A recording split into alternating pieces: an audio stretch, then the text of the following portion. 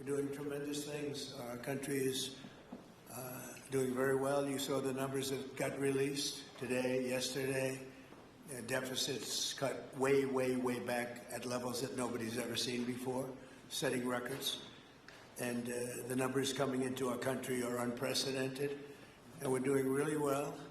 We had a situation 3 days ago with Venezuela, and we're getting along extremely well with the people of Venezuela, both the people and the people that are running Venezuela. I just want to thank our military. What they've done is incredible. That was considered unprecedented, to go into a military fort with thousands of soldiers and others, and to come in with 152 planes going every which way, and very rapid speeds, and helicopters, and to come out with no deaths and the loss of no equipment. It was pretty amazing. Nobody's seen anything like it. I was called by the leaders of numerous countries. I won't go into which ones, but the biggest and the strongest, and they said that was very impressive. They were all impressed. But today I'm delighted to welcome almost 24 of the biggest and most respected oil and gas executives in the world to the White House. It's an honor to be with them. We have many others that were not able to get in. I said if we had a ballroom, we'd have over 1,000 people. Everybody wanted. I never knew your industry was that big. I never knew you had that many people in your industry. But here we are. And if you, in fact, if you look, come to think of it, wow, I got to look at this myself.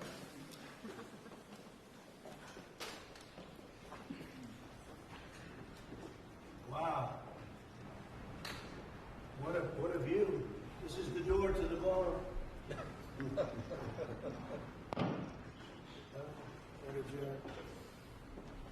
Unusual time to look, but I figure we might as well do it. If the fake news would like to go back and take a look, you can, but you'll see a very big foundation that's moving. We're ahead of schedule in the ballroom and under budget.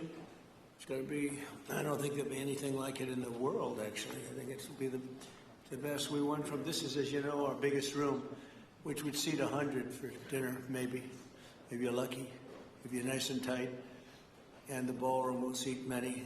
And it'll also take care of the inauguration with bulletproof glass, drone-proof ceilings, and everything else, unfortunately, that today you need. So we're going to discuss how these great American companies can help rapidly rebuild Venezuela's dilapidated oil industry and bring millions of barrels of oil production to benefit the United States, the people of Venezuela, and the entire world. And yesterday, the number is 30 million barrels. I can't even, is that a correct number? 30 million barrels. You hear that, Peter? Of oil was given to us by Venezuela. That's a lot of oil. It's about $4 billion worth, and it's on its way to the United States right now. And we want to thank Venezuela for that. And we're working very well with them, obviously, or they wouldn't have been so generous. But they respect us again. They didn't respect us at all before. So that's money that goes to the United States. Some will go to Venezuela, and some will go to the oil companies, but not that, because that's already been extracted. So when, you're not getting any of that, but when you start extracting, you'll get. But it's tremendous reserves, among the biggest in the world. Some people say it is the biggest in the world. And we're going to be working with Venezuela. We're going to be making the decision as to which oil companies are going to go in, that we're going to allow to go in. We're going to cut a deal with the companies. We'll probably do that today or very shortly thereafter with Chris and Doug. And we're dealing with the country, so we're empowered to make that deal. And you have total safety, total security. One of the reasons you couldn't go in is you had no guarantees, you had no security, but now you have total security. It's a whole different Venezuela, and Venezuela is going to be very successful. And the people of the United States are going to be big beneficiaries, because we're going to be extracting, numbers of, in terms of oil, like few people have ever seen, actually. So you're dealing with us directly. You're not dealing with Venezuela at all. We don't want you to deal with Venezuela. Let me thank Vice President J.D. Vance, who's doing a fantastic job. Secretary of State Marco Rubio, likewise, a fantastic job. I have good people. I like them better than my first group. But we had a great, despite that, we had a great first term. We had some great people there, too, by the way. But we had a great first term. We had the greatest economy in the history of our country in the first term, but this is blowing it away. And you haven't seen anything yet. Everyone's been shocked by the numbers, 5.4% GDP. And that's despite the fact that we were badly hurt by the Democrat shutdown, of which they'd like to see if they could shut it down again. Secretary of the Interior, Doug Burgum, who's fantastic. Secretary of Energy, Chris Wright, recommended by Doug as being the greatest oil man anywhere in the world, because I wanted Doug for that job, energy, and Doug said, no, sir, there's a man named Chris Wright. I said, who the hell is Chris Wright? He said he's the most talented oil man anywhere in the world. I doubt you can get him, because typically oil men make a lot of money, and women. They make a lot of money, but Chris came. You took one of the greatest salary cuts probably in history, Chris. Right? But he's a fantastic person, loves our country, and many other important members of this team. And I want to thank them for their efforts. As you know, last week the United States Armed Forces performed one of the most spectacular military operations in American history, apprehending the outlawed dictator Nicolás Maduro for his crimes against the United States, crimes for which he has now been indicted and is in federal court awaiting trial. And he killed many people, millions of people, actually, and allowed jails, prisons, mental institutions, insane asylums, drug dealers, drug addicts to pour into our country totally unchecked because of sleepy Joe Biden's policy of open borders, the stupidest thing I've ever seen. We're getting them all out. The departure of Maduro makes it possible an incredible future for both nations, Venezuela and the United States, in which we will more closely integrate the economies of two major energy powers in the Western Hemisphere. Energy coming out of Venezuela was very small. One of the things the United States gets out of this will be even lower energy prices. We have people now getting gasoline for $1.99, $1.96, $1.95, $1.92 yesterday, somebody. And it used to be $3.50, $4, $5 a gallon. Think of that, $1.99. Decades ago, the United States built Venezuela's oil industry at tremendous expense with American skill, technology, know-how, and dollars. But those assets were stolen from us, and we had presidents who did nothing about it. This president is much different than your other presidents. They did nothing about it. They stole it. Some of the people in this room were a little bit younger when that happened, but not that much younger. It wasn't that long ago. But they stole our assets like we were babies, and the United States did absolutely nothing about it. So now we're doing everything about it. Now we're doing 500% about it, but it's a long time after the act took place. So they stole from us, and it was taken by socialists and communists at the time, and Venezuela was going bad, really bad. And as much oil as they have, they're producing almost nothing, which is just a system. So we're really, if you look at it, we're taking back what was taken from us. They took our oil industry. We built that entire oil industry. Started a long time ago, but they took it, and they were very ungracious to this country, but now they're being very nice. American companies will have the opportunity to rebuild Venezuela's rotting energy infrastructure and eventually increase oil production to levels never, ever seen before. When you add Venezuela and the United States together, we have 55% of the oil in the world. The United States is #1. We have them drilling. Drill, baby, drill was my campaign, and Doug and Chris, I think we're setting records on drilling right now and taking oil without Venezuela. That's how we're getting the oil prices down. The plan is for them to spend, meaning our giant oil companies will be spending at least $100 billion of their money, not the government's money. They don't need government money. But they need government protection and need government security that when they spend all this money, it's going to be there so they get their money back and make a very nice return. The plan is for them to spend at least $100 billion to rebuild the capacity and the infrastructure necessary. Venezuela has also agreed that the United States will immediately begin refining and selling up to 50 million barrels of Venezuelan crude oil, which will continue indefinitely. We're all set to do it. We have the refining capacity. It was actually based very much on the Venezuelan oil, which is a heavy oil, very good oil, great oil. It's fantastic for certain things like asphalt roads, best there is in the world for asphalt roads and other things. All of the companies here today are going to be treasured partners in bringing the nation of Venezuela back to life, restoring its economy, and generating great wealth for their companies and for their people, and also great wealth for the American people, and tremendous wealth for the companies that are going in. The companies that are going in, and if you don't want to go in, just let me know, because I got 25 people that aren't here today that are willing to take your place. So I just want to thank, these are people that I either know or I know of by reading lots of business magazines and journals and papers. These are the greatest oil people anywhere in the world. Harold Hamm, I see, is here. Harold, you know, there's a story about Harold Hamm that he can look at a piece of land, put a straw into the land, and oil pours out. Is that true about you?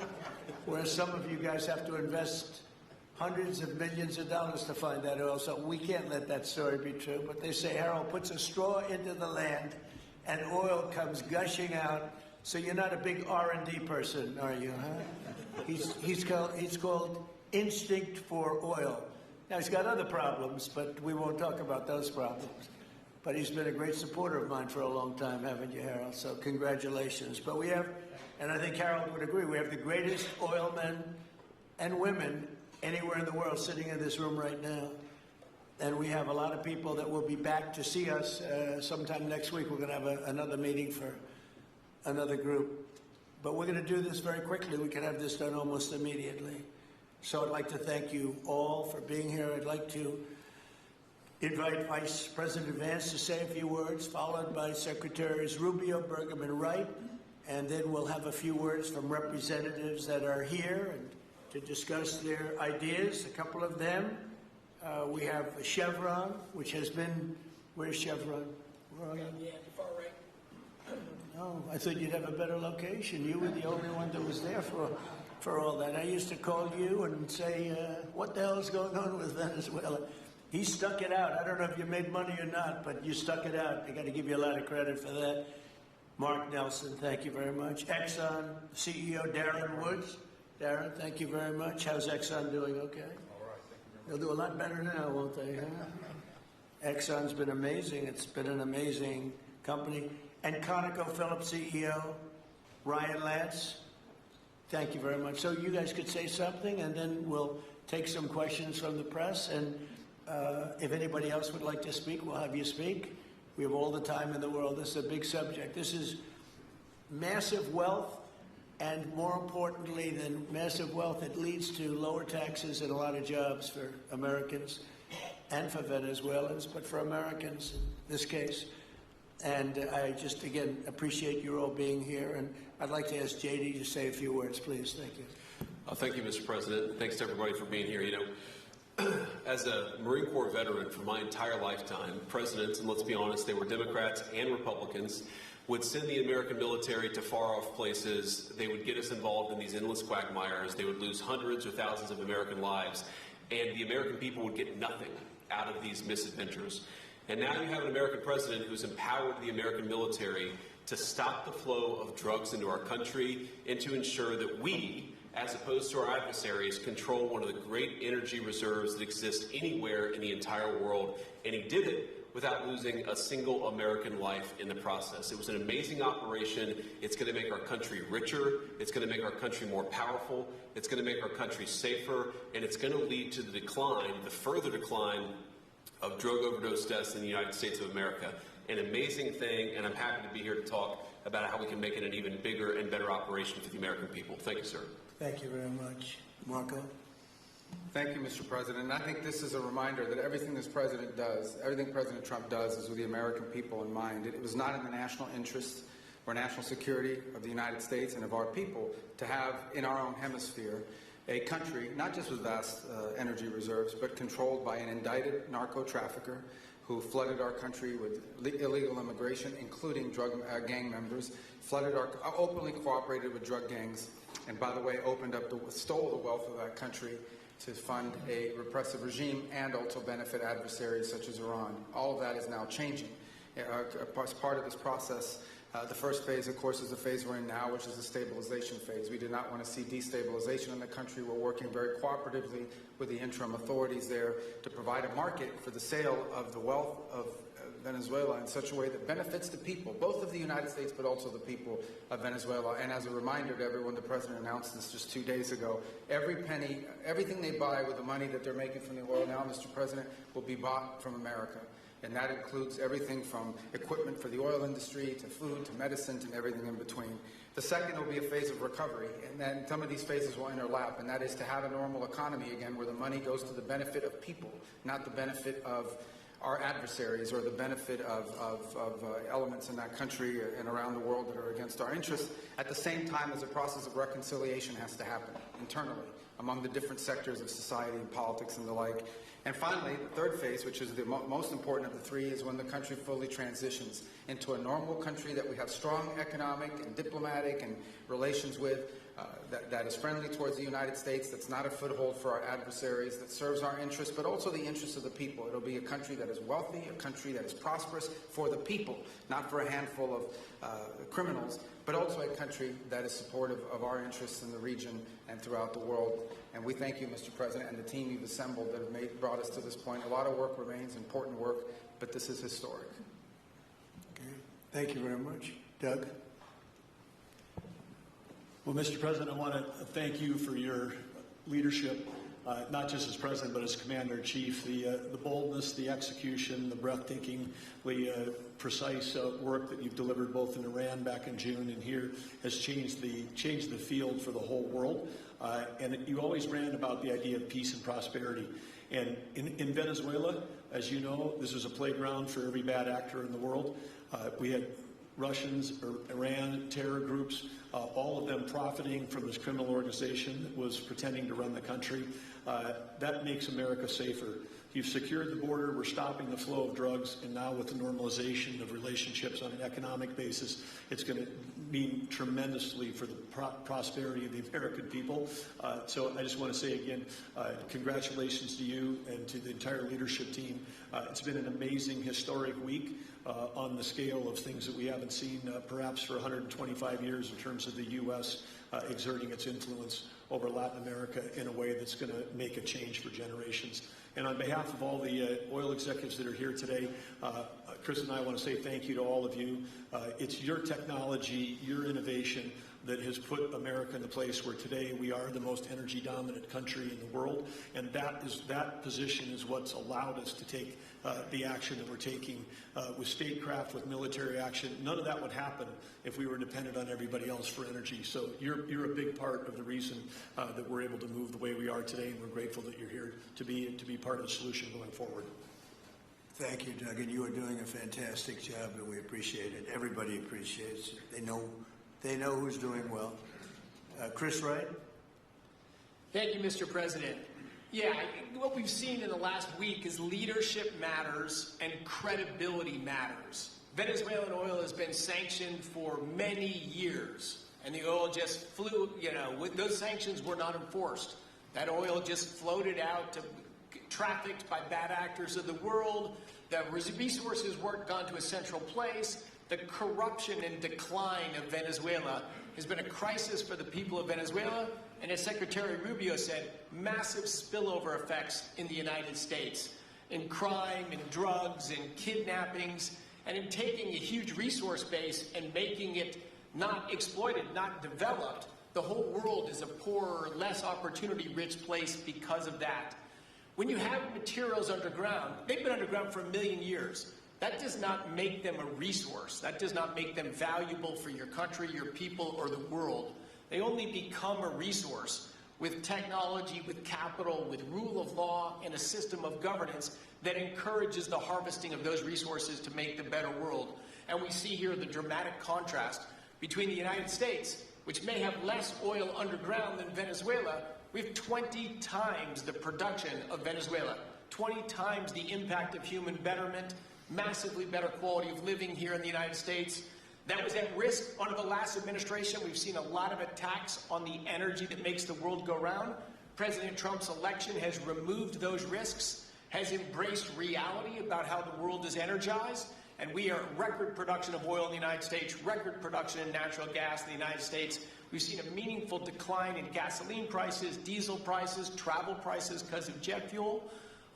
And now President Trump is taking the genius of a different way to try to solve a 25-year festering problem in Venezuela, that all the traditional things have not worked, but ordering both a tremendous military operation to remove the heads of a criminal organization masquerading as a government, and then to use the power of our military, not to fire bullets, but to stop the flow of Venezuelan oil to the world, immediately gave us leverage over the interim authorities in Venezuela and has allowed us to be in this position today where the actions of this government can massively improve Venezuela for the better, and the bigger impact is to massively improve the quality of life, affordability, safety, and security of the United States.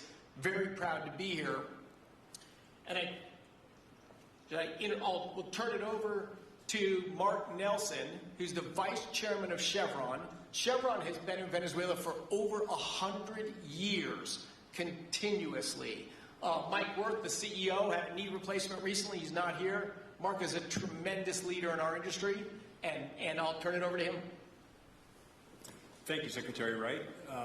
Again, I'll send Mike Wirth's regrets. He really wanted to be here, Mr. President. Great guy. On his behalf, I have 3 very quick thank yous and an assurance I'd like to provide to you all. The first thank you, Mr. President, is to you. It's thank you for convening this gathering. It's thank you for your leadership, and thank you for continuing to keep American energy domination in the forefront. So thank you for that. Thank you very much. The second thank you actually is to the cabinet.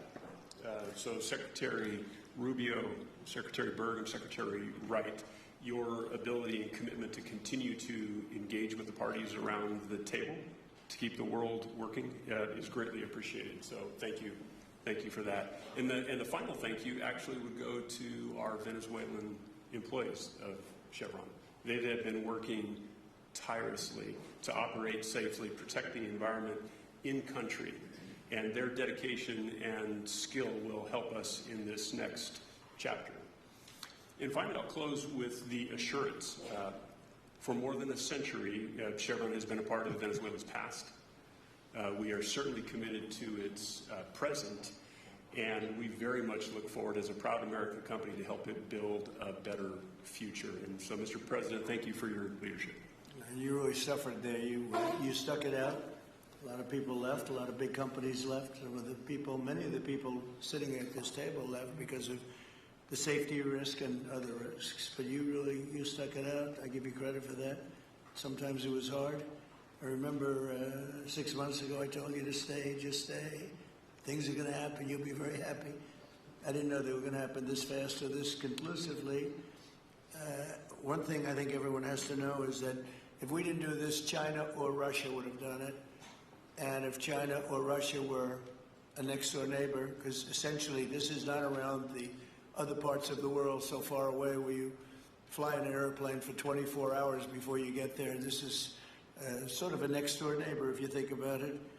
And I told China and I told Russia, we get along with you very well. We like you very much. We don't want you there. Not going to be there.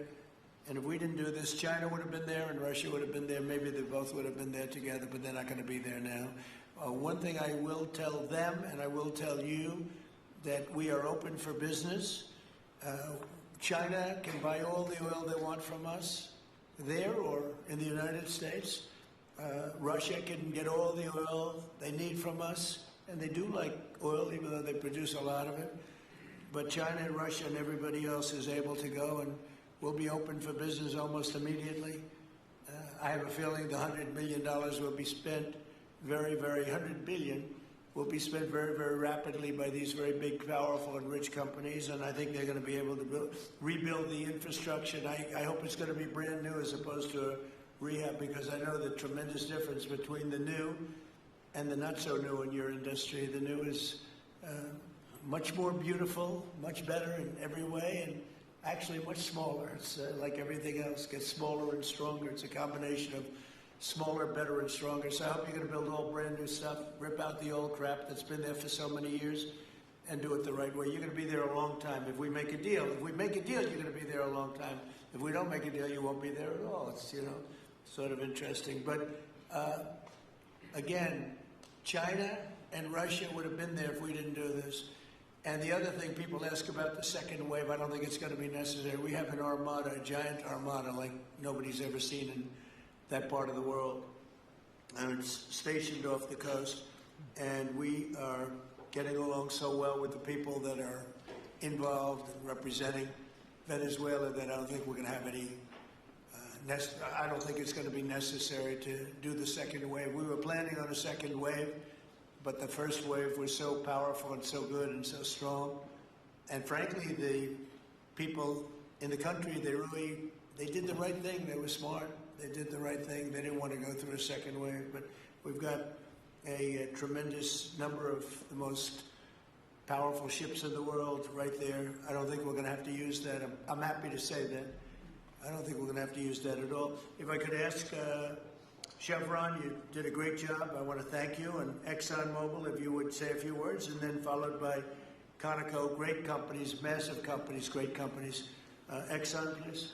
Sure. Thank you, Mr. President. I appreciate the invitation and the opportunity, frankly, for the entire industry to show up and provide a perspective. Frankly, we've been kind of unresponsive to the press regarding Venezuela. I guess today's the opportunity to address the press directly with respect to a number of questions that have been asked of ExxonMobil. First and foremost, obviously, is the interest that we have in Venezuela. And I think, the way I would position that, I think one of the reasons why we see many of the industry players here is we're in a depletion business for a product that is in great demand and will be in demand for many, many, many decades to come. And as a depletion business, the biggest challenge we have is finding resources. There's an opportunity in Venezuela with all the resources there. We don't have that challenge of finding. We have the challenge of developing those resources. So I think it's in the best interest of these companies and, frankly, society as a whole for the industry to be interested in understanding what the opportunity here represents.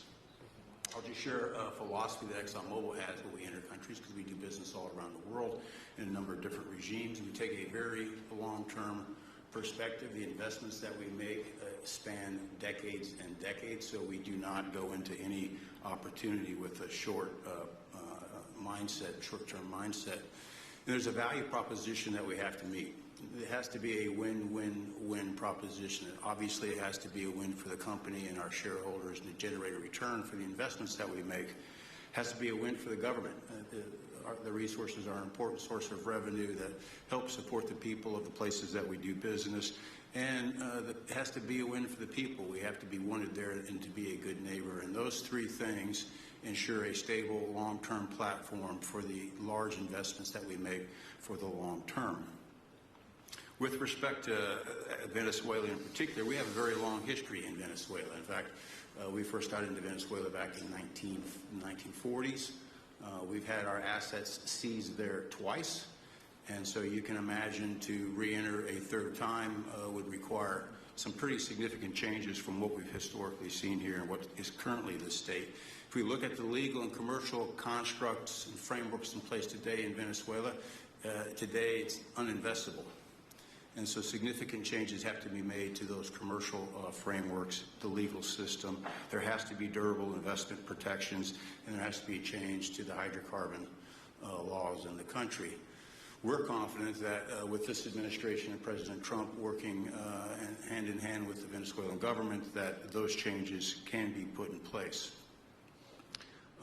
And with respect to the Venezuelan government, that perspective we don't have a view on. We haven't talked to the Venezuelan government, and obviously we have yet to assess the people's perspective with respect to ExxonMobil entering the country. In the short term, there are things that can be done while these longer-term issues are being worked.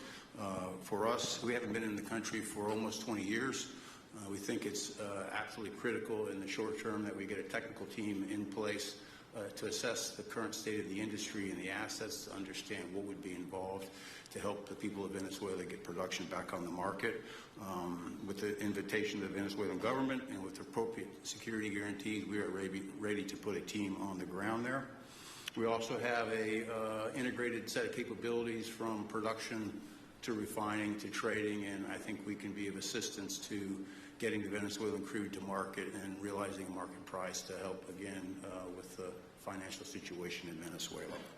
So those are my short-term perspective that I have. I'd say, maybe close with a thank you, Mr. President, for the work that you've done to secure not only the national security, but the energy security of the region. And then thank you, Secretary Rubio, Secretary Wright, Secretary Burgum, for your leadership in this matter. Thank you. How long would it take you, Darren, as Exxon to, if we make a deal, how long would it take you to get in there and get started?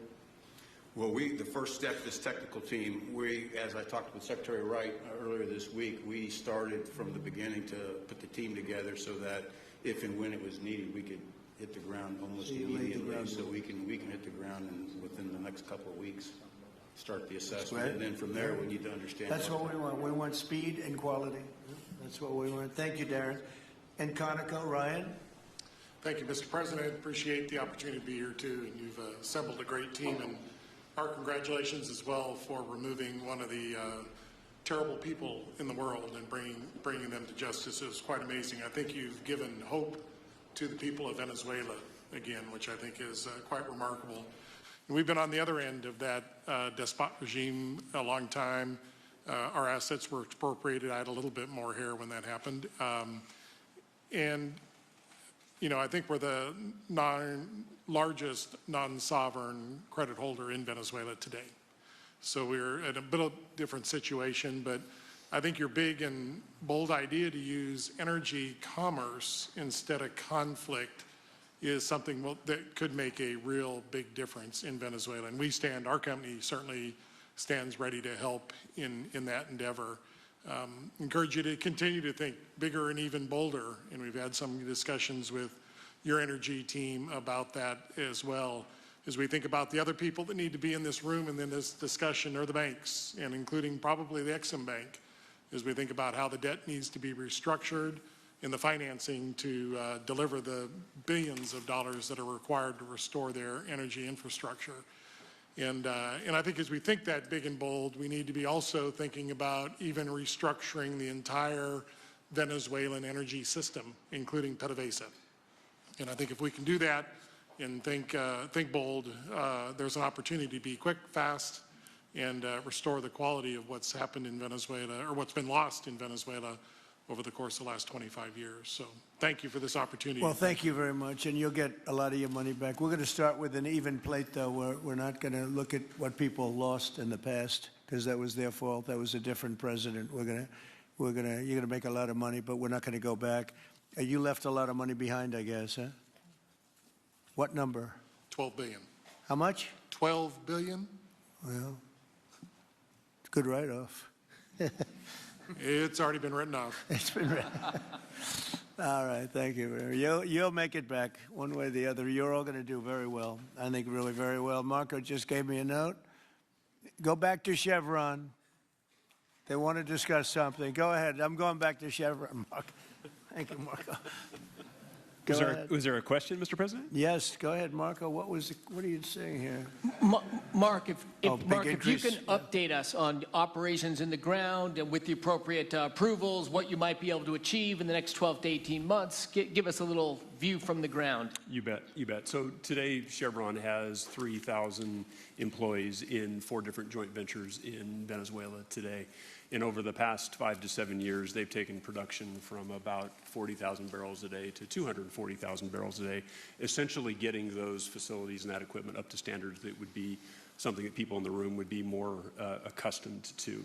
Given the work we've done with Secretary Wright and Secretary Burgum and even Secretary Bessent, I think we have a path forward here very shortly to be able to increase our liftings from those joint ventures 100%, essentially effective immediately. We are also able to increase our production within our own disciplined investment schemes by about 50% just in the next 18 to 24 months. And that's just leveraging what's on the ground. So to Secretary Rubio's comments about phase 1, this is taking the momentum of improvements we've already made there locally and building on those and creating more momentum for the people of Venezuela.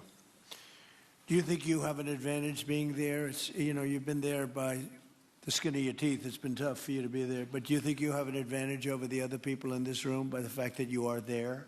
Yeah, I think there are, Mr. President, I think there would be days where it didn't feel like an advantage, and there are days where it does feel like an advantage. But having people on the ground today that care desperately about the people of Venezuela and know how to operate the assets that are there, is a definite advantage today. Would you say the best locations are available, or would you say the best locations are already sort of worked, even though they're in very bad shape? The best locations for finding oil, the best locations for oil? There are more opportunities than not, Mr. President. With 300 billion barrels of reserves and resources in country, there are lots of opportunities for many companies. Will you be building new, or will you be using the old infrastructure that you have? Yeah, today it's a little bit of a mix, but today it's mostly us taking the equipment of today, getting it to the standards that we are accustomed to. To your comments about making it how it should be today, most of the investments that we've been making are about getting it up to our standards. Well, I think you're going to make an investment, but you're going to get your money back very quickly, and that's part of our thing. We're going to have you get your money back fast, and then you'll give a lot to Venezuela and to the United States after that. Okay, so you'll be in good shape.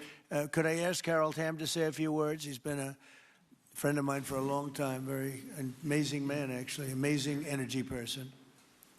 Well, thank you, Mr. President. It's good to be here with so many dignified people. And this effort particularly, and thank you for your effort for what you've done here, taking this despot out of that area. And the world dealt with him way too long. Certainly our industry knows that this is a real jewel that can be developed for the people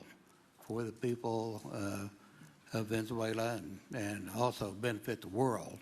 And like Secretary Wright said, it has not been done. That's not been done in the past, and they had a good chance at it. Brought someone in that totally took it down, as everybody knows here, and that was Chavez, and we know what happened to him finally. But that ruined the industry in Venezuela, and all of us know how that happened, ended very well, very, very wrongly. So anyway, we're glad to see what's happened here and look forward for the opportunity for a lot of people in this room, but also for America and the country itself. Are you going to be involved in going in? Because, he's in North Dakota and he's in Oklahoma and some incredible places. It's a little bit different, but there's no doubt about you won't have to worry about the straw too much here. You can just go at it. Are you going to be one of the participants? Well, certainly, I'm an oil finder, like you said. Barry Switzer, told that story. The coach. And he's kind of exaggerated a little bit. It doesn't come out quite that easily usually. But anyway, great story. I love it. But I love Barry. Barry's the one that told me this. Yeah, he's a champion, and in a lot of ways. So love that story. Certainly, it excites me as an explorationist, you know, everybody has that in their blood, and you know, it is a very exciting country and a lot of reserves. And so it's got its challenges, and the industry knows how to handle that. And like Darren said, you know, you go into your eyes open and do the best you can with the team you got. So Well, you're going to have you. something that they never had really here is tremendous security. You're going to be very secure, very safe, physically safe in addition to financially safe. So it's good to see you, Harold. Thank you very much. Does anybody have anything to say before we get to the press? What does Cuba have to do to avoid the same fate as Venezuela? What does Cuba have to Well, Cuba's in bad shape. Cuba relied on Venezuela for oil and for money. And nobody really knows what's going to happen with Cuba. They're doing very poorly. They're really third world all the way. And we have a lot of great Cuban Americans. And I would say Marco fits very solidly into that category. And I might ask you to say a few words about, we were discussing it before, Cuba is a very different, they don't have energy, they don't have oil, but they would live off of the oil from Venezuela. And what they do have is very strong people and very powerful people militarily, and they would protect the people running Venezuela, and they would take in a lot of money from Venezuela. Now they don't have that. They won't be taking in any money. So, Marco, what do you think? Well, I mean, the fundamental problem in Cuba is that it's run by incompetent people that don't know what an economy looks like, much less a functioning one. They've made a choice, and that is they would rather have political control over their people than they would to have an economy that functions. And they've gotten away with it for 60-something years because they've had donors, the Soviet Union, and now most recently Venezuela. But that's now gone. So the people in control in Cuba have a choice to make. They can either have a real country with a real economy where their people can prosper, or they can continue with their failing dictatorship that's going to lead to systemic and societal collapse. So it's a very stark and dramatic choice, and it's one we hope to make the right one. We don't have an interest in a destabilized Cuba, but that would be their fault because they refuse to allow the people of Cuba to have either economic or political freedom for that matter. And you have a lot of people in this country that want to go back to Cuba and help Cuba. A lot of people have left, you know, they came in penniless, they didn't have anything, and they become very rich people in our country, and they want to very much go back and help Cuba. So that's something that Cuba has that a lot of other places don't have. Peter? President Trump, thank you. I do want to ask you about Minnesota, but first, just more on topic. President Zelensky said that he was watching with the rest of the world as you made this order to go and capture Nicolás Maduro. And he said, if that's how it works with dictators, then the United States knows what to do next. Sounds like he wants you to go and capture Vladimir Putin. Would you ever order a mission to go and capture Vladimir Putin? Well, I don't think it's going to be necessary. I think we're going to have I've always had a great relationship with him. I'm very disappointed. I settled 8 wars. I thought this would be in the middle of the pack or maybe one of the easier ones. And I don't know if you know, Peter, the last month, they lost 31,000 people, many of them Russian soldiers, and the Russian economy is doing poorly. I think we're going to end up getting it settled. I wish we could have done it quicker because a lot of people are dying, and mostly soldiers. You know, they get hit in Kiev and they get hit a little bit here and there, and people are dying there too. But largely, it's the soldier population. When you have 30,000, 31,000 soldiers dying in a period of a month, 27,000 the month before, 26,000 the month before that. That's bad stuff. So, as you know, President Biden gave $350 billion to Ukraine to fight, and we would never get that back, although I did make a rare earth deal to get it back, so we will be getting it back, but shouldn't have done that. It was a bad thing to do. I will say that right now, because I was able to get NATO to up GDP from 2% to 5%, NATO's got a lot of money, and they're paying for everything. We're not losing any money. We're making a lot of money, I guess, if you think of it, because we're selling them military equipment. They're probably giving it to Ukraine. But we're selling them to NATO military equipment. We're getting full price and all of that. But that's not a big deal to me. What is a big deal is stopping a war where 30,000 people are being killed every single month. On Minnesota, the vice president yesterday suggested that Renee Good, who was killed by this ICE officer, was part of a broad left-wing network. What has your team told you about this broad left-wing network? Who is in charge of it? Who's part of it? What's it called? Well, I haven't seen the Vice President's statement, but he's generally very accurate. I hate to say. Look, I watched that yesterday, and there were a lot of different forms to it. But there was a woman screaming, "Shame, shame, shame, shame." She was a agitator, probably a paid agitator, but in my opinion, she was an agitator, a very high-level agitator, so professional. She wouldn't stop screaming. I said, this isn't a normal situation. This is a professional troublemaker, because you heard it and I had it. Now, I will say this, the news sort of turned her down, turned her off, because you're trying to watch. She was so loud and so crazy and just not normal. When somebody sees something like that, they don't go screaming and the same words. So, I guess you could say professional, but I didn't think she did a very good job. You have agitators, and we will always be protecting ICE, and we're always going to be protecting our Border Patrol and our law enforcement. Mr. President, in your conversations with these oil executives today, did you provide any security guarantees so that they can do their work safely in Venezuela? Yeah. And separately, Mr. President, they will have those guarantees, yes. And separately, Mr. President, I'm curious in terms of the future of Venezuela. Do you see Venezuela, now led by Delcy Rodriguez, as an ally of the U.S.? Is that the way that you view that country? Well, right now they seem to be an ally, and I think it'll continue to be an ally. And we don't want to have Russia there. We don't want to have China there. And by the way, we don't want Russia or China going to Greenland, which if we don't take Greenland, you're going to have Russia or China as your next door neighbor. That's not going to happen.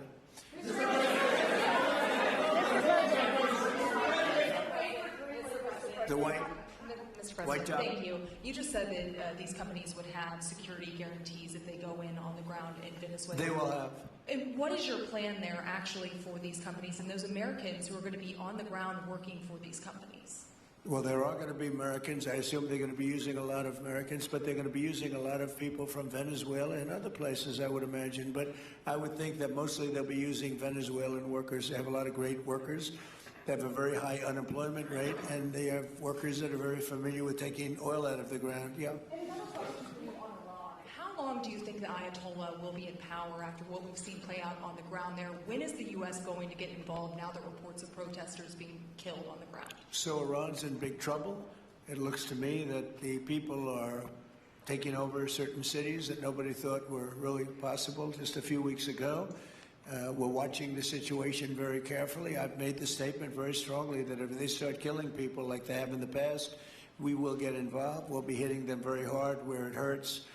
And that doesn't mean boots on the ground, but it means hitting them very, very hard where it hurts. So we don't want that to happen. There have been cases like this where President Obama totally backed down. But this is something pretty incredible that's happening in Iran. It's an amazing thing to watch. They've done a bad job. They've treated their people very badly, and now they're being paid back. So let's see what happens. We're watching it. We're watching it very closely.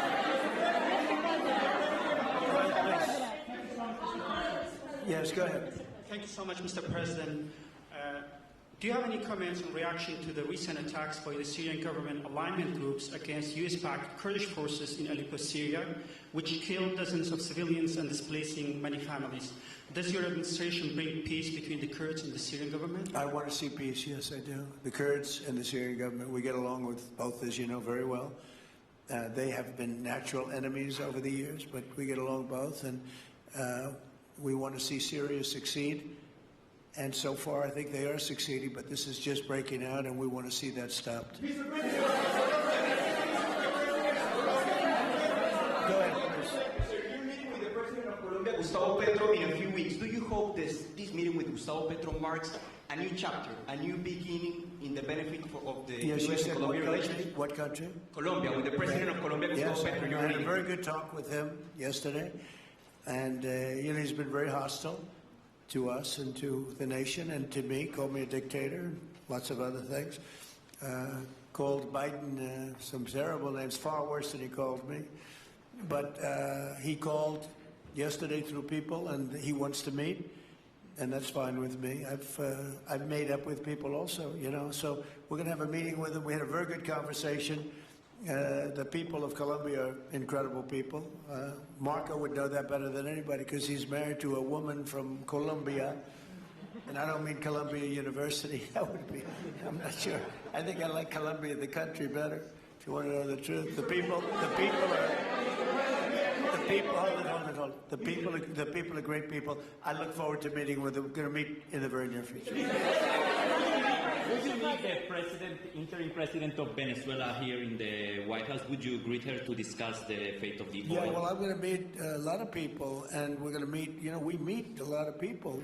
When you end 8 wars, you get to know a lot of people, and I think it's very important. As an example, we have over $18 trillion, think of it, $18 trillion coming into our country. A lot of that's coming in from foreign countries like Saudi Arabia and Qatar and UAE and others. And I get to meet a lot of people, but I will be meeting with various representatives of Venezuela probably pretty soon. We haven't set that up. But the relationship that we have with the people that are currently running Venezuela is very good. We also have a young lady that received the Nobel Peace Prize. She's going to come in and pay her regards to our country, really, to me, but I'm a representative of the country, nothing else. And she's coming in sometime next week, I think Tuesday or Wednesday, and we'll see how that is. But no, we're dealing with the people from Venezuela. We're dealing with them very well. I think they've been very smart in the way they've dealt with us, frankly, because that whole place could have been obliterated with one more strike, and we didn't want to do that. Thank you so much. I have a question for you on Minneapolis, but on Venezuela and your meeting with Machado next week. If she gives you her Nobel Peace Prize, will that change your view about her running that country? Well, I have to speak to her. I mean, I'm going to have to speak to her. She might be involved in some aspect of it. I will have to speak to her. I think it's very nice that she wants to come in, and that's what I understand the reason is, because Norway is very embarrassed by what took place. I mean, they're getting decimated. Look, whether people like Trump or don't like Trump, I settled 8 wars, big ones, some going on for 36 years, 32 years, 31 years, 28 years, 25 years, some just getting ready to start, like India and Pakistan, where already 8 jets were shot out of the air, and I got it done in rapid order without nuclear weapons. I can't think of anybody in history that should get the Nobel Prize more than me, and I don't want to be bragging, but nobody else settled wars. Obama got the Nobel Prize. He had no idea why. He still has no idea. He walks around and he says, I got the Nobel Prize. Why did he get a Nobel Prize? He got it almost immediately upon attaining office, and he didn't do anything, and he was a bad president. So, I mean, you should get the Nobel Prize for every war you stopped. These were major wars. These were wars that nobody thought could be stopped. President Putin called me, and he said about 2 of the wars that he's been trying to stop them for 10 years. He wasn't able to do it. He couldn't believe it. So in theory, you should get the Nobel Prize for every war you stopped. Every one of them was major. But I don't care about that. What I care about is saving lives. I've saved tens of millions of lives. You know, the Prime Minister of Pakistan came here, and he made a very public statement. He said that President Trump saved minimum 10 million lives having to do with Pakistan and India, and that was going to be raging. So, but I'm honored that she's coming here. I look forward to meeting her, yes. Go ahead. On Minneapolis, Mr. President, I have a follow-up for you. The state officials there have said that the FBI is not sharing evidence with them. Typically, they would conduct a joint investigation, as you know. Do you believe that the FBI should be sharing evidence with state officials in Minnesota? Well, normally I would, but they're crooked officials. I mean, Minneapolis and Minnesota, what a beautiful place, but it's being destroyed. It's got an incompetent governor, fool. I mean, he's a stupid person.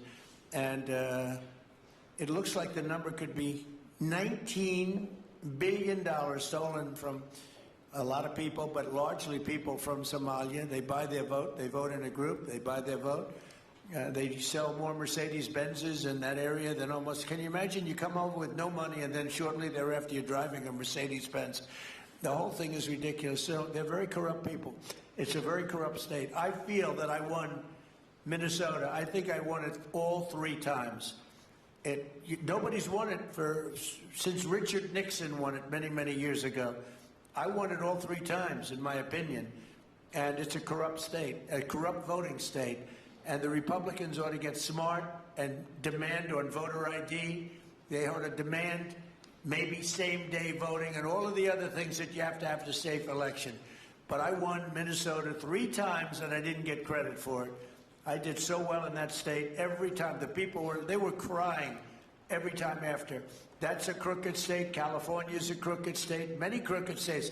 We have a very, very dishonest voting system. The last time I won, 24, the one that just took place, I won because it was too big to rig. You couldn't rig it. It was too big. But I won the state of Minnesota. It's a corrupt voting system with an incompetent governor, a very incompetent governor.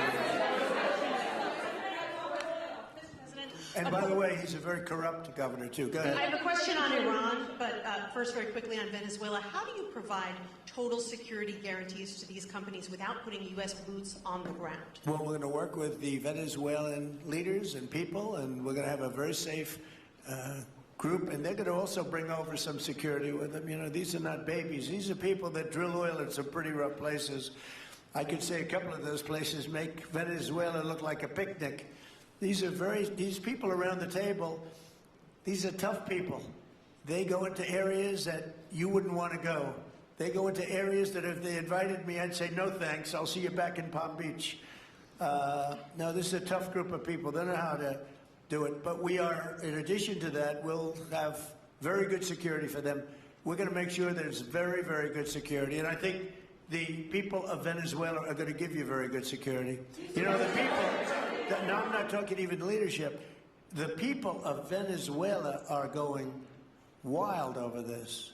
They named a street after President Trump. What do? You attack a country and they name a street? That's never happened before. Although I heard that's also taking place in Iran. They named a street, the protesters.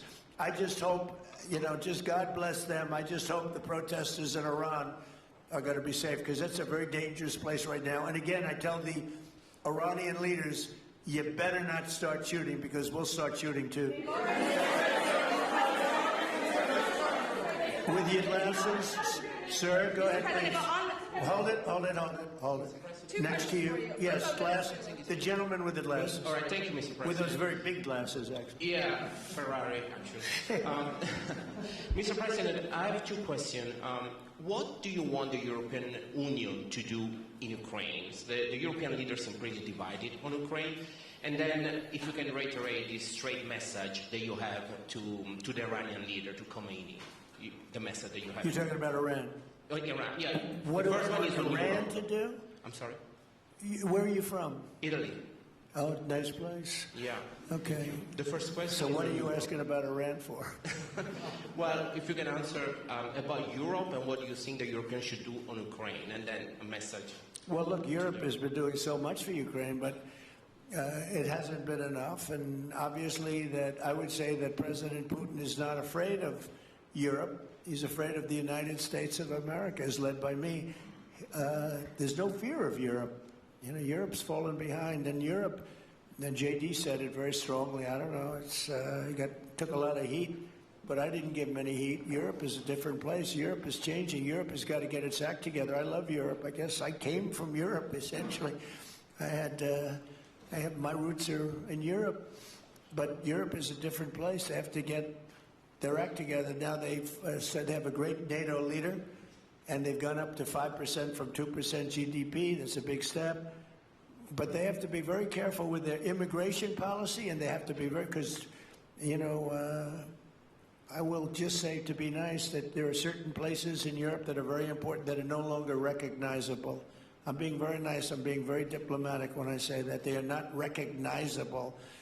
And they have to be careful on energy, because they're putting windmills all over the place and losing a fortune. They're destroying their country. They're destroying the beautiful landscapes, the beautiful everything. They're doing. And by the way, in case you people don't know, I'm not much of a windmill person. I can proudly say, Doug, that we have not approved one windmill since I've been in office, and we're going to keep it that way. My goal is to not let any windmill be built. They're losers. They lose money. They destroy your landscape. They kill your birds. They're all made in China. And all you have to do is, you know, just about all of the windmills are made in China, the structures. All you have to do is say to China, how many windmill areas do you have in China? So far, they're not able to find any. They use coal and they use oil and gas and some nuclear, not much, but they don't have windmills. They make them and sell them to suckers like Europe and suckers like the United States before. They are the worst form of energy, the most expensive form of energy, and in 8 years they're rotted out anyway. Go take a look at Palm Springs, California, and take a look at what that looks like. It looks like a junkyard of steel. So we don't approve, and I've told my people, we will not approve windmills. Maybe we get forced to do something because some stupid person in the Biden administration agreed to do something years ago. We will not approve any windmills in this country. Two questions. On Venezuela, is it ultimately more important to you to establish stability there or democracy there? Well, you're talking about maybe the same thing. I mean, you're talking about stability or democracy. I don't know. To me, it's almost the same thing. We want stability, but we do want democracy. Ultimately, it'll be democracy. Peter? I do have a policy question, President Trump, but I'm having a hard time seeing here. I see the American flag lapel pin. What is the other lapel pin? On Somebody gave me this. You know what that is? That's called a happy Trump. And consider the fact that I'm never happy. I'm never satisfied. I will never be satisfied until we make America great again, but we're getting pretty close, I'll tell you what. This is called a happy Trump. Somebody gave it to me. I put it on. Thank you. And policy question. How much money are you thinking of giving people in Greenland to get them on board with a possible U.S. I'm not talking about money for Greenland yet. I might talk about that. But right now, we are going to do something on Greenland, whether they like it or not, because if we don't do it, Russia or China will take over Greenland, and we're not going to have Russia or China as a neighbor. Okay?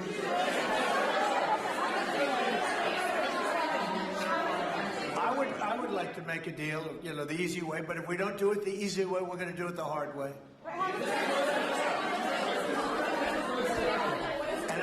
And by the way, I'm a fan of Denmark too. I have to tell you, and you know, they've been very nice to me. I'm a big fan, but you know, the fact that they had a boat land there 500 years ago doesn't mean that they own the land. I'm sure we had lots of boats go there also, but we need that because if you take a look outside of Greenland right now, there are Russian destroyers, there are Chinese destroyers and bigger, there are Russian submarines all over the place. We're not going to have Russia or China occupy Greenland, and that's what they're going to do if we don't. So we're going to be doing something with Greenland, either the nice way or the more difficult way. Please, go ahead, ma'am. On Greenland, Mr. President, why is it so important to you to own it when you have a military presence there, which you could expand to affect security? Because when we own it, we defend it. You don't defend leases the same way. You have to own it. And, you know, with a nation, look at what happened with Obama, with that horrible deal they made with Iran. It was a short-term deal. It was like a 9-year deal. Countries can't make 9-year deals or even 100-year deals. Countries have to have ownership. And you defend ownership, you don't defend leases. And we'll have to defend Greenland. If we don't do it, China or Russia will. It's not going to happen. We are not going to have, and I like China, I like Russia, I love the people of China, I love the people of Russia. I get along very well with President Putin, but I'm very disappointed in him. I get along very well with President Xi. I'm going to go over to China in April, but I don't want them as a neighbor in Greenland. Not going to happen. And by the way, and NATO's got to understand that. I'm all for NATO. I saved NATO. If it weren't for me, you wouldn't have a NATO right now. But we're not going to allow Russia or China to occupy Greenland, and that's what's going to happen if we don't. Go ahead. On the economic report that came out today, Mr. President, one, can you respond to that? And two, yeah, it was an amazing report. The most amazing thing is government jobs are way down, and yet the employment numbers are very good. We've gotten rid of tremendous numbers of federal government jobs. Nobody's ever seen anything like it. And yet the employment numbers are very good. They're really getting better. But now we have all of those people to work in the private sector for a lot more money. I think that's one of the very big things. The other thing is at 5.4%. And remember, this is after we had a shutdown. And that shutdown had an impact because the concept of the shutdown even though it's before, people knew we were going to be shutting down. A lot of bad things happened. And by the way, on January 30th, you may have another shutdown. We'll see what happens. But I think the numbers, Caitlin, were really amazing. Look, to think about 5.4%, nobody thought that. They thought it was going to be 2%. And you know what it is? It's tariffs. And it's also November 5th. We had a great election, a great election. Our country was dead 1.5 years ago, and now we have the hottest country anywhere in the world. And I hope you guys were impressed. 5.4%, and we haven't even really transitioned yet. There's no reason it can't be much, much higher than that. Yeah.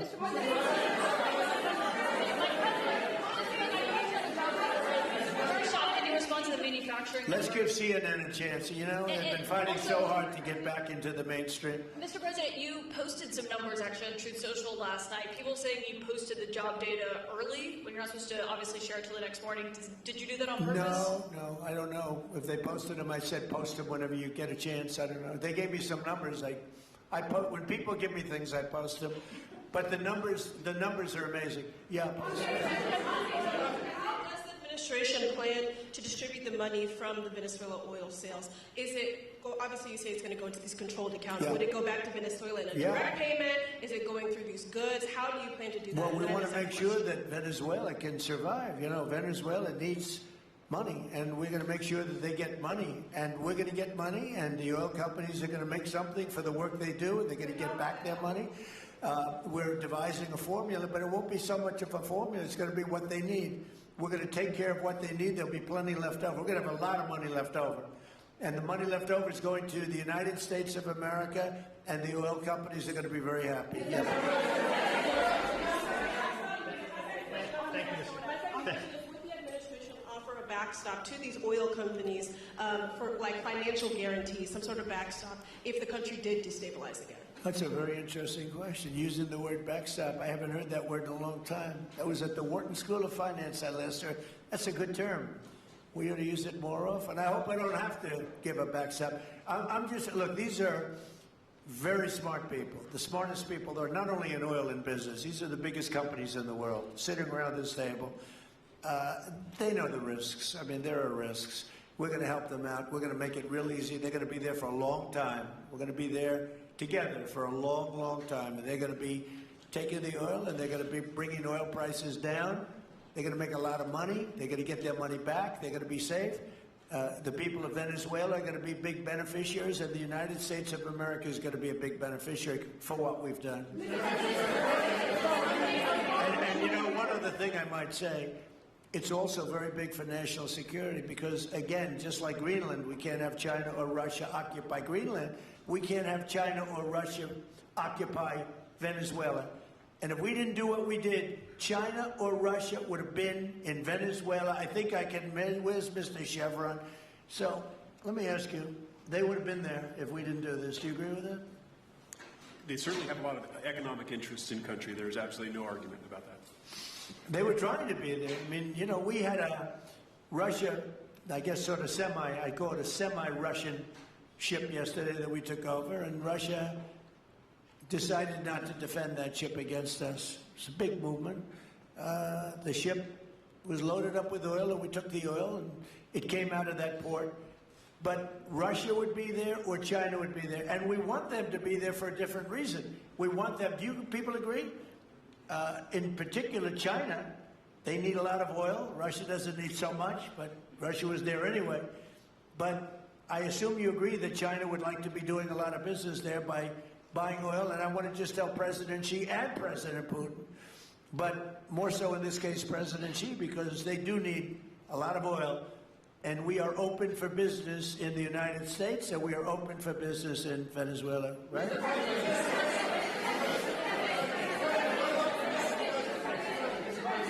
Go ahead, sure. You know, I could take questions from these people all day long.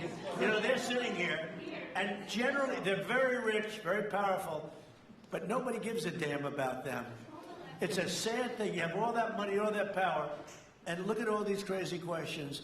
We could do this all day long and they wouldn't be satisfied. So we'll take a few more now. Let me ask you more importantly, do you have any questions from the biggest? Hold it. Do you have any questions for the biggest people on earth, the biggest business people, the biggest companies anywhere on earth? Do you have any questions for these people? No, do you have a question for them? Yes. Go ahead, ask them. Companies in the room that they are committed to rebuilding the oil infrastructure in Venezuela. And for the executives in the room, what do you need from the administration in order to invest? That's a good question. Do you want to go and answer that question? Yeah. Exxon, small company. I'll refer you back to the statements I made before. There are a number of legal and commercial frameworks that would have to be established to even understand what kind of returns that we'd get on the investments. So I think all the investments and the opportunity sets, I think everyone sitting around this table would have the opportunity and the know-how and the capability to make the investments.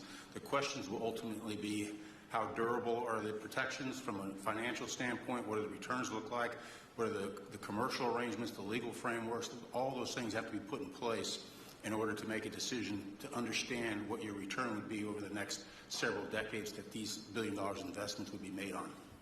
Can I do this? Because we have, again, the biggest people on the planet Earth around this table, biggest companies in the world. I'd like to just ask them to introduce themselves.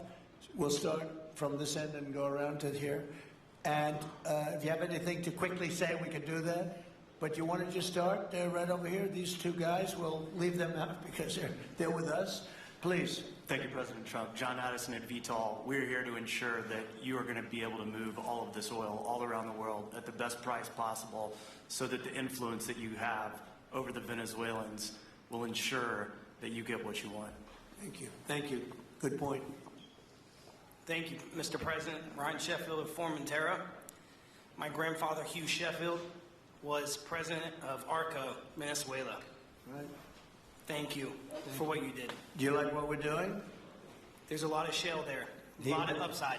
He would be very happy looking down. He'd be very proud of you right now, right? Yes, sir. Good. Thank you. Mr. President, Luis Rodriguez. I'm probably the only Venezuelan American sitting on around this table. I want to personally thank you for the courage of your actions over the last couple of weeks. I think I speak, and I speak of Venezuela in general in saying there's optimism. You've brought optimism to the table, and if the conditions are met, the opportunity is absolutely immense. I agree with that. That's true. Thank you. Well said, too. It's immense. This is a tremendous opportunity. Thank you. Richard Holton from Trafigura. We're working with your administration, Mr. President, to bring that Venezuelan oil to the United States. Our first vessel should load in the next week. Good job. Thank you. I think the reason that most of us are here and thinking about the future is because we trust you initially to set this program up that will work and guarantee that this can be done. And there's a huge investment that needs to be done. We've all agreed on that. And certainly we need time to see that through. So thank you for what you've done. Thank you very much. Thank you.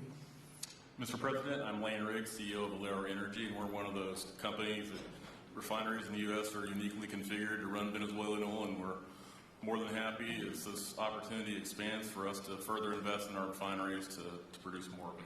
And you're very much set up for the heavy oil, right? Yes, sir. That's great. That's great. We're ready for it. Thank you, Mr. President. Thank you, Mr. President. Thank you for having us here. Thank you. And thank you for opening the door to a better Venezuela. We are a Spanish company, but we are fully committed to invest here in the States. We have invested over the last 15 years $21 billion in the American oil and gas industry, in Pennsylvania, in the Gulf of America, in Texas, and in Alaska, with the discovery of Pica that is going to have the first oil this quarter, and is going to change, it's going to reverse the declining history of that great state of Alaska. We are in Venezuela, Mr. President, with our partners of ENI we produce the gas that guarantees the stability of a half of the grid power in Venezuela. So we are committed with this stability, and on top of that, we are on the ground, we have people, we have facilities, we have technical capabilities, and I take your point, Mr. President. We are ready to invest more in Venezuela. Today, we are producing 45,000 barrels a day gross of oil, and we are ready to multiply by 3 this figure in coming 2-3 years, investing hard in the country, following your recommendation, if you allow us, of course, and in the framework, commercial and legal framework that could allow this growth. So thank you, Mr. President. Thank you. Great job you've done. Thank you. Mr. President, thank you for having me. Matt Sheehy, I'm with Tallgrass Energy. We are an infrastructure business, so whether it's oil, gas, CO2, we move that around. So most of my customers are sitting around the table and happy to lend our expertise to what's going on in Venezuela to support the people. And obviously infrastructure is going to be critical to see it repaired. Thank you. Thank you. Mr. President, thank you. An honor to be here. Marianne Mannon, Marathon Petroleum. We are one of the largest U.S. refiners. On behalf of the men and women of Marathon Petroleum and of our industry, thank you and the administration for what you're doing for U.S. energy independence. We have the ability and the capability of our assets to process Venezuelan crude, and the people of Marathon Petroleum stand ready to do so. Do we need more refineries in our country? In the U.S., probably not. We have sufficient capacity. That's amazing. A lot of it was approved during my first term. We were getting you approvals that nobody could have gotten in Louisiana and other places, and they got built. Before that, it was a disaster. We didn't have the refineries. Now we do because of the first term. Please. Darren Woods, ExxonMobil. Okay, we'll go over here. Thank you, Mr. President. Jeff Hildebrand, founder and chairman of Hillcorp Energy, one of the largest private energy companies in America. Who's bigger, you or Harold? We're close. Huh? We're close. Harold. Absolutely, Mr. Harold. But thank you for your great, tremendous leadership in protecting the interests in the Western Hemisphere. The message that you have sent to China and our enemies to stay out of our backyard is absolutely fantastic. So thank you. Thank you very much. And finally, Hillcorp is fully committed and ready to go to rebuilding the infrastructure in Venezuela. You'll go there? You'll be going? Yes. Good. That's good. You'll be very happy. Thank you very much. Thank you, Mr. President. Jeff Miller, CEO of Halliburton Company. We are the largest American oilfield services company. We're the second largest in the world. Been in business over 100 years. Started operations in Venezuela in 1938. Long time in Venezuela. I personally lived there for 4 years and raised my kids there. So quite familiar with Venezuela, and just couldn't express gratitude more so for the opportunity to return to Venezuela under the stability that I know that this team and your team are able to deliver. So when did you leave? Huh? When did you leave Venezuela? As a company, we left under the sanctions in 2019. So we had intended to stay, and then when the sanctions went into place, we were required to leave. But very much interested in returning. And there's 600 Venezuelans with Halliburton today, all around the world. Look forward to putting them back to work. Great job. Great job. You'll be back. Please. Mr. President, I'm Alex Bamberg. My company, Aspect Energy, is one of the leading American international wildcatters. We've found significant fields in central. Are you a wildcatter? I'm a wildcatter. That's pretty cool, I'll tell you. I would have been a wildcatter too if I was in. And you've been successfully wildcatting. We've found significant fields in Central and South America, in the Middle East, and in Europe. We're a leading oil producer in Hungary. But probably the most pertinent example is what a wildcatter does is take on risk and try to reduce it, and then other people come in and put more capital in later, so we're kind of kickstarters in the oil industry. We went into Kurdistan very early on, back when people told us it wasn't safe and we shouldn't do it. We found a big field there, and it ultimately has got to be developed along with one of my colleagues here to be one of the big leading fields in Kurdistan. We think that Venezuela has a tremendous amount of opportunity. If you look at the reinvestment required, the investment required, people are talking about hundreds of billions of dollars. But if you put that in perspective, that's 1 million barrels a day for 15 years. It's $220 billion net cash flow. So what we really need to do is to be able to kickstart production and then reinvest and have the confidence to reinvest. And what you're doing by putting the United States in control of the cash flow coming out of the country gives companies like ours the confidence to say we can kickstart this production and then reinvest and reinvest. In Hungary, we've invested $1 billion in changing the trajectory of Hungarian oil production. We were only able to do that not because we could write $1 billion check, we're a smaller company, but because we reinvest all the cash flow back into new production. Good. Mark Nelson with Chevron. Sure. Thank you, Mr. President. I'm Claudio Scalzi, and ICO, Italy. We started working in Venezuela in 1980.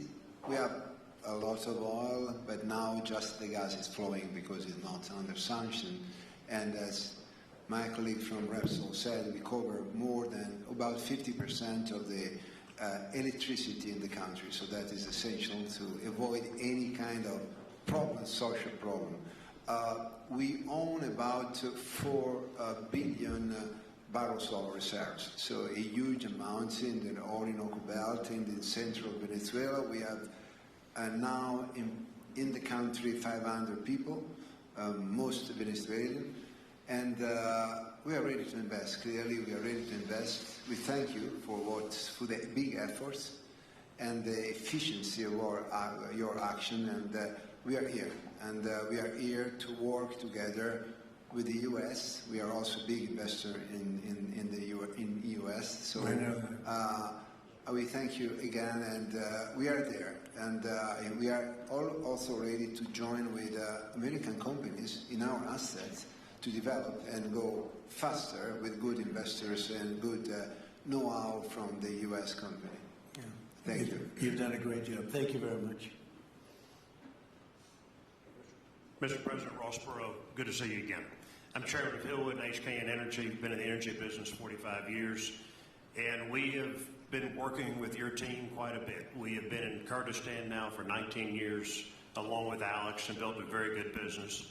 But now with your team, we're looking in Syria, we're now in Libya, and so we are very excited to look at Venezuela with you and your group, and look forward to continuing to build this great industry. Thank you very much. Thank you. Mr. President, thank you for having us here today. Wael Salwan from Shell. Of course, we have a huge presence here in the U.S., in the Gulf, as well as in Pennsylvania with the petrochemical facility, which I think we had the opportunity to host you at, as well as being one of the largest LNG off-takers of American LNG. We have been in Venezuela for a very long time. We actually drilled in 1914 the first well that discovered oil in Venezuela, and on the back of which the entire energy industry was established in Venezuela. When we left in the 1970s because of nationalization, we had 1 million barrels per day of production. But we have kept boots on the ground in Venezuela all this time, and we now have a few $1 billion worth of opportunities to invest in, subject to OFAC approval. So we are ready to go and looking forward to the investments in support of the Venezuelan people. That's great. Thank you very much. Thank you, Mr. President. Ben Marshall, the America's CEO for Vitol. Alongside Chef Guerra, we're very thankful to have worked with the government and the Venezuelans to be able to bring the crude oil to market at a market price as quickly as we can to help stabilize the country. Thank you. Thank you. Ryan Lance, ConocoPhillips. I'll defer to my colleagues. Thank you, Mr. President. Olivier Lepoche, CEO of SLB, or formerly known as Schlumberger, the largest global oilfield services. We have been in Venezuela since 1930, and we still operate. We operate today on the ground in support of Chevron. We have ability to scale. We have 1,100 Venezuelans in the company, 2,000 additional that are calling us to go back to country and to go back to work. We're able to mobilize in the last 18 months 2 rigs and deliver 50 wells with success. So we are here. We have knowledge of the subsurface like nobody else has. We have boots on the ground, capacity on the ground, $700 million of equipment value on the ground in Venezuela, ready to mobilize for all of our partners, customers. So we are ready to scale fast, and we really want to thank the administration, Secretary Wright, Secretary Bergen, for the effort they are supporting and giving us to be successful on behalf of the Venezuelan oil and gas industry. Thank you very much. Thank you very much. Well, check this out. They say the very best for last. and I don't have that sexy accent like this guy next to me here. Mr. President, my name's Bill Armstrong of Armstrong Oil and Gas. I'm a private independent guy, and in real estate, you were a wildcatter. So wear that motto proudly. But like you, I was my own guy. I don't have shareholders. I don't have private equity partners, but I've been drilling all over the place. In fact, I had the largest discovery in Alaska, biggest discovery in 50 years in our country. I now control 8 million acres adjacent to Venezuela, so I'm already heavily invested in the area.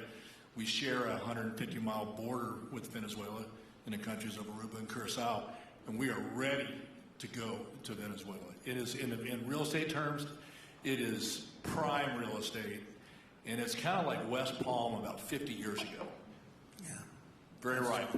Yep, I agree with you. Thank you. Congratulations. So I think what we're going to do is speak without the press to these gentlemen, see what kind of a deal we can make. We're going to get them involved. I'm going to ask Doug and Chris and some of the people that we have from the business standpoint representing our country to start talking about the confines of a deal. I have an idea what I want, what I think we should have. We have to get them to invest, and then we have to get their money back as quickly as we can, and then we can divvy it all up between Venezuela, the United States, and them. I think it's simple. I think the formula is simple. We start with a brand new plate, and it's going to be a tremendous success. I think it's going to be probably like few other things could ever be. You know, there's so much. Venezuela's been really taken advantage of by a lot of people. They drill very little. I mean, as much as you hear they drill very, very little, very small percentage. But now that'll change, and it'll change very rapidly because these are the biggest people, and it'll change very rapidly. So if you don't mind, I'll ask the press to leave, and we will see what kind of a deal we're going to make with these geniuses, and I think you're going to come out very good. Thank you all very much. Thank you. Thank you. Thank you, everybody. Thank you. Thank you. You can take that. We'll come back for the cables.